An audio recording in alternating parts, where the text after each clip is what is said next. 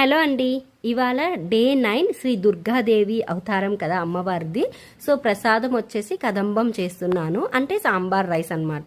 So sambar rice prepare చేసి అమ్మవారికి కూడా పెట్టేసుకొని పూజ అయితే కంప్లీట్ చేసుకున్నాను. ఫస్ట్ టైం సాంబార్ రైస్ చేయడము, సాంబార్ విడిగా చేశాను కానీ ఇలా ఫస్ట్ టైం అనమాట సాంబార్ రైస్ చేయడం. సో నేను ఎలా చేశాను అనేది కూడా మీకు ఇంకో వీడియోలో మీతో షేర్ చేసుకుంటాను.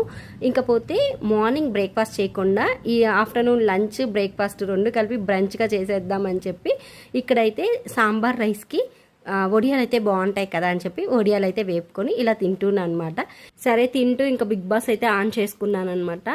సో నిన్న ఎపిసోడ్ అయితే ఇవాళ చూస్తున్నాను. ఈ 3 months ఇంకా బిగ్ బాస్ ఫీవర్లోనే ఉంటాము.